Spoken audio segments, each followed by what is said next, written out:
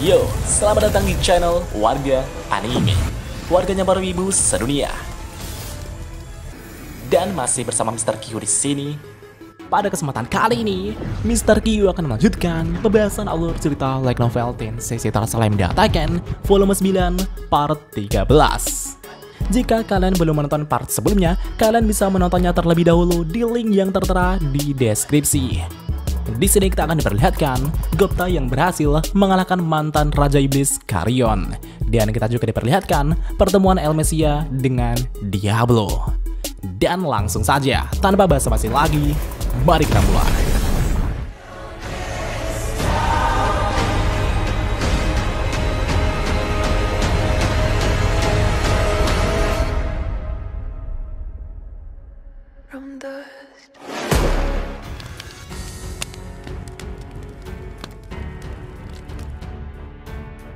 Sebelumnya, pertandingan babak kedua ronde kedua telah berlangsung dengan pertarungan antara Gupta versus pria bertopeng alias Carrion.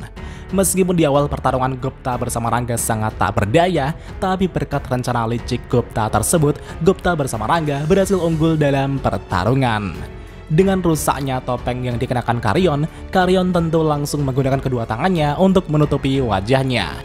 Karena bisa gawat jika identitas Carrion di sini diketahui semua orang. Carrion pasti akan dibuat malu sekali.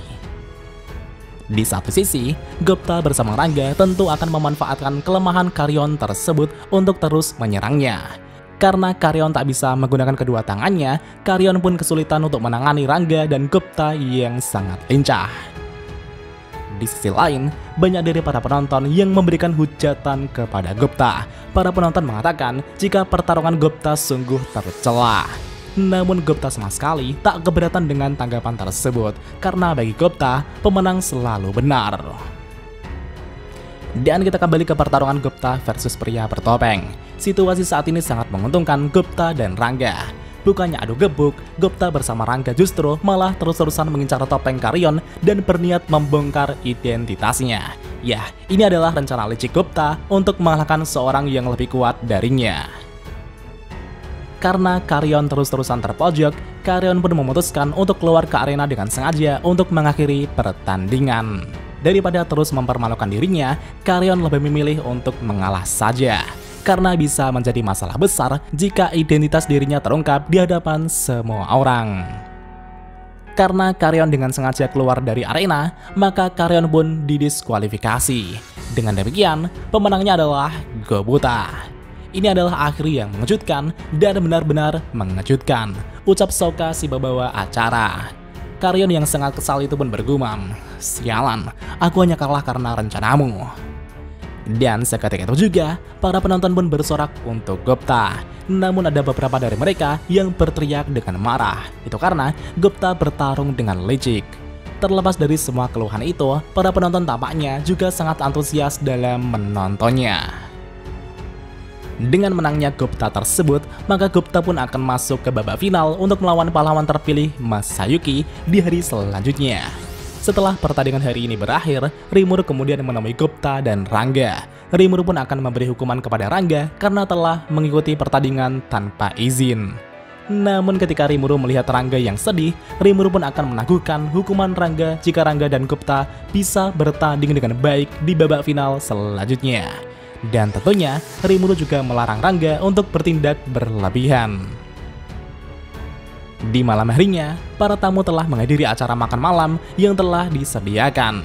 Sambil menikmati makanan dan minuman, mereka juga telah membicarakan tentang pertandingan hari ini, di mana Gupta lah yang menjadi topik yang sangat hangat di antara mereka. Semua orang pun akan menantikan babak final di esok hari. Di sisi lain, Chloe dan anak-anak lainnya saat ini juga sedang menikmati hidangan makan malam bersama Rimuru Sensei dan juga Hinata.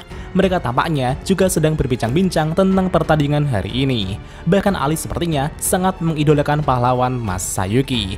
Alice mengatakan bahwa Masayuki sama benar-benar sangat tampan meskipun hanya berdiri saja. Sedangkan Gil Kenya Ryota tampaknya sangat menikmati pertarungan Gil dengan pria bertopeng. Mereka sangat mengagumi gerakan-gerakan pria bertopeng tersebut yang sangat keren. Bahkan mereka juga menganggap bahwa pria bertopeng itu seperti seorang superhero. Di sisi lain, Karyon yang sedang berada di meja lain itu pun mendengar percakapan anak-anak tersebut. Ketika dirinya dipuji-puji Kenya dan yang lainnya, Karyon pun tersenyum senang. Karyon mengatakan jika anak-anak itu memiliki selera yang bagus. Milim yang sedang duduk bersamanya itu pun menjawab, "Apa yang kau bicarakan, Karyon? Kau bahkan kalah dalam pertandingan seperti itu. Sungguh mengecewakan."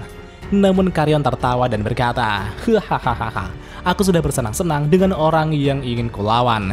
Jadi aku sudah tak tertarik untuk melanjutkan permainan." Milim dan Karyon pun terus mengobrol tentang turnamen bela diri tersebut.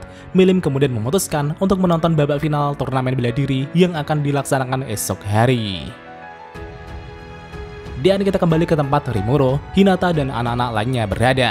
Sambil menikmati makan malam, Hinata bertanya kepada Rimuro tentang apa yang akan dilakukan Rimuro untuk bertarung dengan bocah yang bernama Masayuki tersebut. Rimuro dengan santuinya menjawab, "Jika itu masalahnya, kurasa aku harus melawannya saja." Mendengar itu, Kenya pun sedikit terkejut. Rimuro Sensei akan bertarung dengan Masayuki sama? Alice mengatakan jika Masayuki sama sangatlah kuat. Namun Chloe mengatakan jika Rimuro Sensei lah yang lebih kuat. Yang akhirnya mereka pun mulai berdebat tentang siapa di antara Rimuro Sensei dan Masayuki sama yang lebih kuat. Alice dan Kenya adalah pendukung Masayuki, sedangkan Chloe, Gil, dan Ryota adalah pendukung Rimuro Sensei. Ya, menurut anak-anak, skor Rimuro dengan Masayuki adalah 3-2 dengan Rimuro Sensei yang lebih unggul. Karena selisih unggul 1 suara untuk Rimuro, Rimuro pun merasa senang. Di satu sisi, Hinata sepertinya juga sudah sedikit menyelidiki tentang bocah yang bernama Masayuki tersebut. Namun menurut skill perhitungan Hinata bahkan tak bisa membaca seberapa kuat bocah yang bernama Masayuki tersebut. Namun meskipun begitu, Hinata yakin jika dirinya dapat mengalahkannya. Bahkan Kenya dan anak-anak lainnya juga yakin jika Hinata-san tak akan kalah dari siapapun. Berbeda penilaian mereka terhadap Rimuro Sensei, Kenya, Alice, dan yang lainnya tampaknya kompak mendukung bahwa Hinata-san lebih kuat dari Masayuki sama. Bahkan mereka juga mengatakan jika pria bertopeng Lion Max bukanlah tandingan Hinata-san.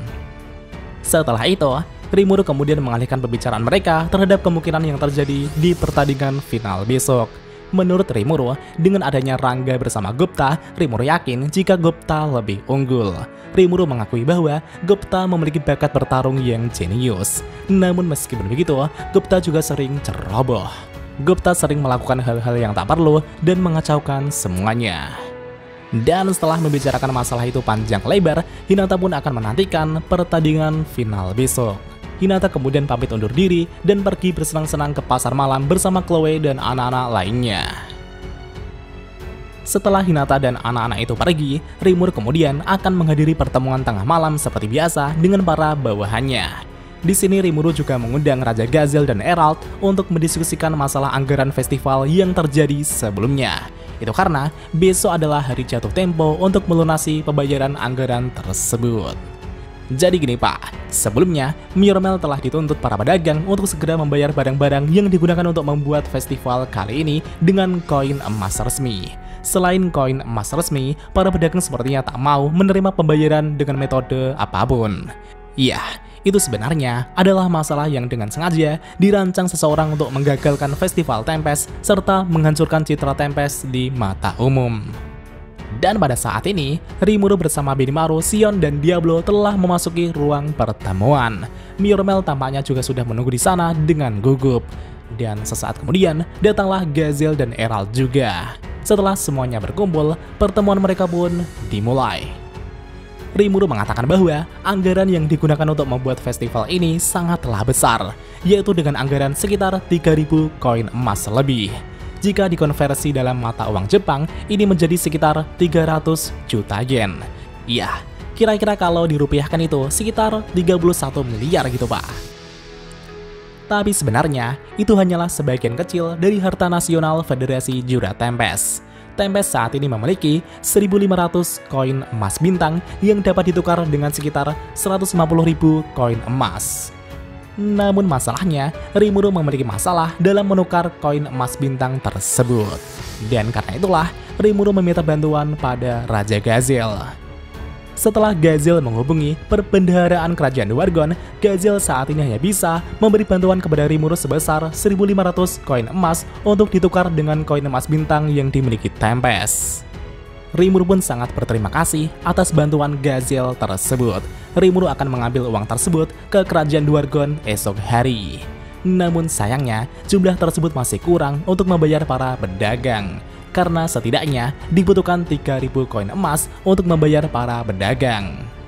Di satu sisi, Myormel mengatakan jika dirinya berhasil mengumpulkan 1.000 koin emas. Jika dijumlahkan dengan uang dari Gazel, maka totalnya adalah sekitar 2.500 koin emas. Dengan demikian, Rimuru masih kekurangan sekitar 500 koin emas. Di saat Rimuru, Myormel, dan semua orang mencari cara untuk mengumpulkan koin emas tersebut, tiba-tiba datanglah seseorang di sana. Orang itu mengatakan jika dirinya bisa membayar kekurangan koin emas tersebut. Dan ternyata orang itu adalah Kaisar Elmesia. Rimuru dan Gazel pun sangat terkejut dengan kedatangan Elmesia tersebut. Rimuru kemudian bertanya kepada Eralt kenapa Kaisar Elmesia juga datang ke sini. Dan ternyata Eralt sebelumnya telah mendiskusikan masalah Rimuru ini kepada Kaisar Elmesia. Dan betapa mengejutkannya, Kaisar Elmesia bersedia memberikan bantuan tanpa ragu-ragu. Di saat Eralt menjelaskan itu kepada Rimuru, Elmesia pun tersenyum mencurigakan. Menurut insting Rimuru, orang ini pasti akan meminta balas budi yang merepotkan nantinya. Elmesia kemudian mengatakan bahwa ada satu syarat untuk mendapat bantuannya.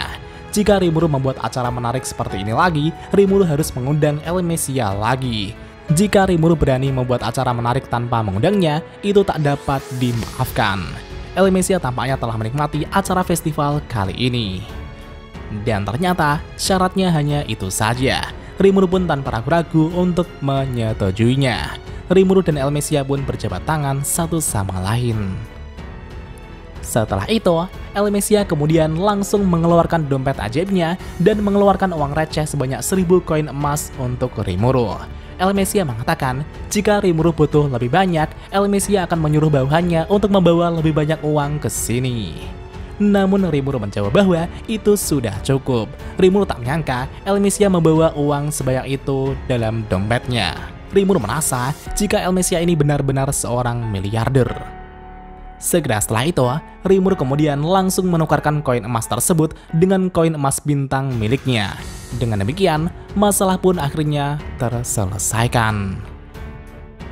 Setelah masalah anggaran itu selesai, Diablo kemudian datang menuangkan teh untuk Rimuru sama sambil berkata, "Kufufufufufu, ini bagus Rimuru sama. Meskipun ada orang yang berencana untuk mengganggu Rimuru sama, rencana mereka tampaknya benar-benar gagal sekarang." Di satu sisi, Elmesia yang melihat kedatangan Diablo itu pun langsung terkejut. Berbeda dengan Rimuru, Elmesia sudah hidup ribuan tahun lamanya, dan tentunya dia tahu identitas Diablo yang sebenarnya. Elmesia pun langsung waspada.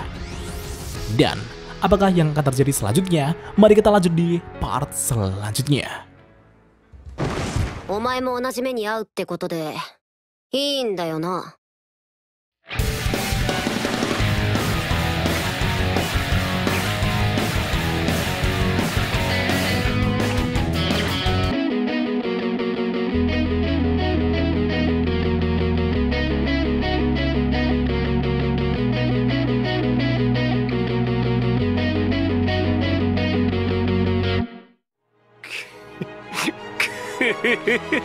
久しぶりの現世です。せいぜい楽しむとしましょうか。 Dan jika ada kesalahan dalam pembahasan, Mimin mohon maaf. Dan sekian untuk pembahasan kali ini. Dan jangan lupa klik like dan subscribe juga ya guys. Tentu saja di Warga Anime.